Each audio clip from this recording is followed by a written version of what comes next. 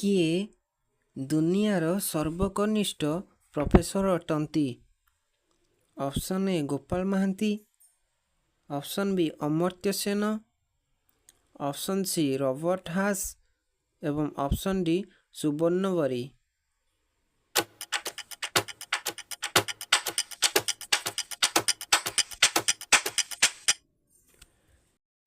ସଠିକ୍ ଉତ୍ତରଟି ହେଉଛି ଅପସନ୍ ଡି ସୁବର୍ଣ୍ଣ ବରୀ। ସୁବର୍ଣ୍ଣ ବରୀ ହେଉଛନ୍ତି ଦୁନିଆର ସର୍ବକନିଷ୍ଠ professor.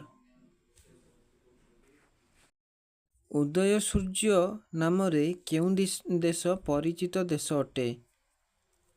Option A Bharat, option B Japan, option C ଚୀନ ଏବଂ ଅପସନ୍ ଡି ଆମେରିକା।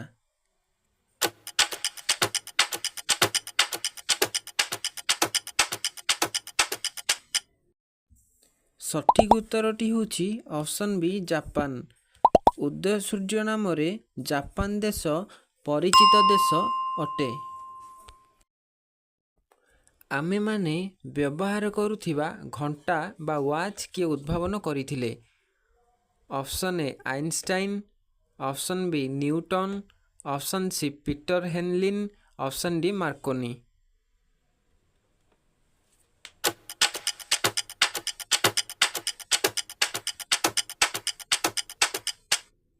ସଠିକ୍ ଉତ୍ତରଟି ହେଉଛି ଅପସନ୍ ସି ପିଟର ହେନଲିନ୍।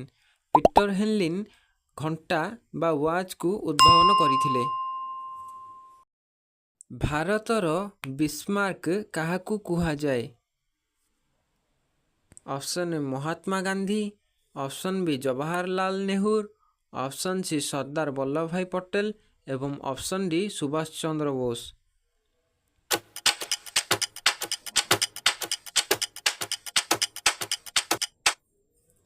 ସଠିକ୍ ଉତ୍ତରଟି ହେଉଛି option C Sardar Vallabhbhai Patel. Sardar Vallabhbhai Patel ହେଉଛନ୍ତି ଭାରତର Bismarck.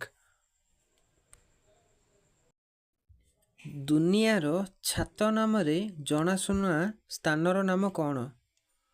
Option A Bharat, option B Tibet, option C ଚୀନ ଏବଂ ଅପସନ୍ ଡି ମିଆଁମାର।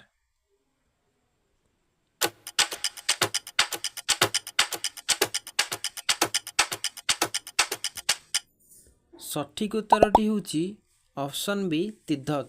ଦୁନିଆର ଛାତ ନାମରେ ଜଣାଶୁଣା ସ୍ଥାନ ହେଉଛି ତିବ୍ବତ। ଦୟାକରି ଲାଇକ୍, କମେଣ୍ଟ ଏବଂ ସବସ୍କ୍ରାଇବ୍ କରିବାକୁ ଜମାରୁ ବି ଭୁଲିବେନି, କାରଣ ଆପଣଙ୍କ ଗୋଟିଏ ଲାଇକ୍, କମେଣ୍ଟ ଏବଂ ସବସ୍କ୍ରାଇବ୍ ଆମକୁ ଆଗକୁ ବଢ଼ିବାକୁ ପ୍ରେରଣା ଦେଇଥାଏ।